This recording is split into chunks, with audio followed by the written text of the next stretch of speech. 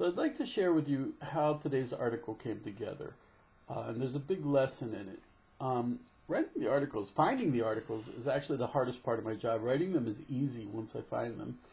I have an amazing editor who rips apart everything I write until it's good. But finding the articles is really my job, and that's the trick.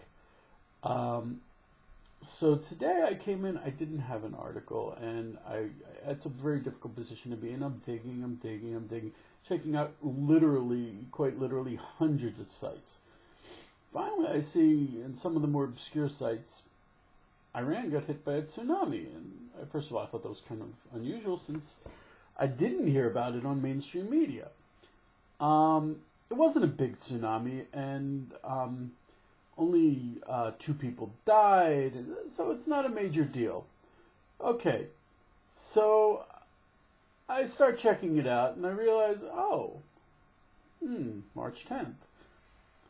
Well, there's the political side that there have been a lot of maritime confrontations between Iran and America.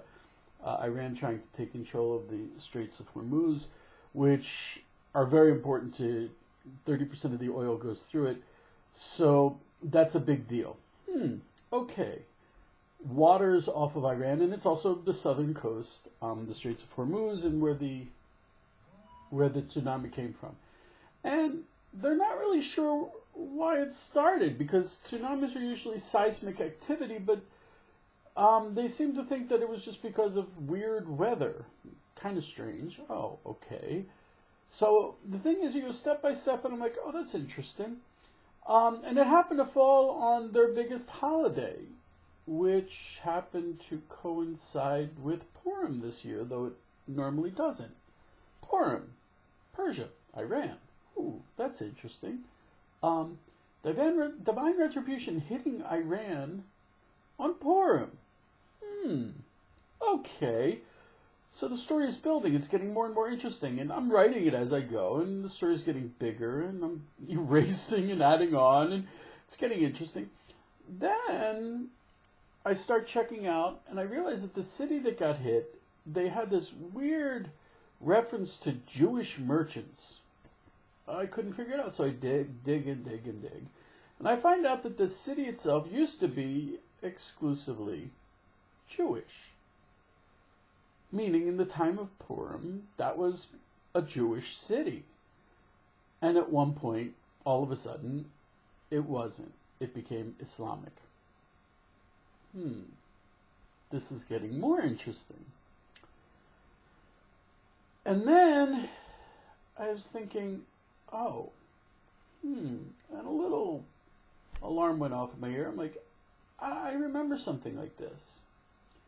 So I go back 2 weeks, and I had written an article translating what Rabbi Nir Ben-Artzi said, and at the time it seemed kind of generic. He said, there's going to be earthquakes and floods. I'm like, oh my gosh, this is interesting. Because the tsunami actually was just a big wall of water that flooded through the town. Oh, when did Rav Nir Ben-Artzi say it? Exactly 1 week before the tsunami hit Iran. So this is getting really interesting. So all of a sudden I'm like, wow. And for those of you who don't know, Rabbi Nir Ben-Artzi, he has been hitting it on the head so often when it comes to prophecy. He said, back in September, he said, you don't have to worry about the S-300 Russian missiles going to Iran. They're just going to go crazy and explode. Which, we're talking about Russia's second best anti-aircraft weapon system. And that's exactly what happened 2 months later. Videos on YouTube showed the Iranian S-300 going up, stopping, going down, boom, exploding its own bunker.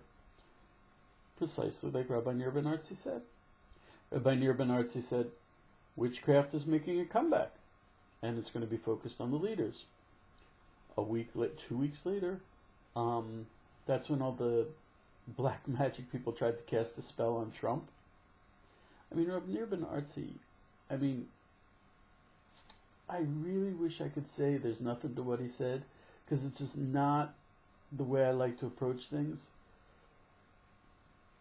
But holy people take it one step further. So then I saw Reverend Irvin Artsy, and I realized that a week ago I had written about him, written about what's going around on the Northwest America. One of the things is the blob. You should see that article. It's an interesting article. But another thing was there was this volcano that erupted 37 times in 2 months, just like Reverend Irvin Artsy said. And he also said, planes would disappear and things like that. And the volcano happened to be right underneath the major aviation route between America and Asia, that continent. And it shot abrasive volcanic ash up 30,000 feet. So they were in danger of closing the major aviation routes, which has happened before from volcanic eruptions. Now, the lesson that I took away from this, which is interesting because the story started out very small and very flimsy about a tsunami in Iran, and after digging and connecting the dots, I saw a much bigger, cohesive picture that is really hard to argue with. And I think that's the eyes you need to see Geula, to see redemption, to see Mashiach.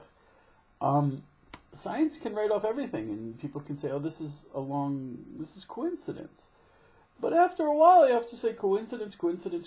It's not a coincidence anymore. This was very interesting to me. This long string of things that came together to form a very clear picture, and a person can't see something, really see it, and not be changed. And I know that I was definitely changed by what I saw. That is what a sane, intelligent person should do. You should look, observe, and learn.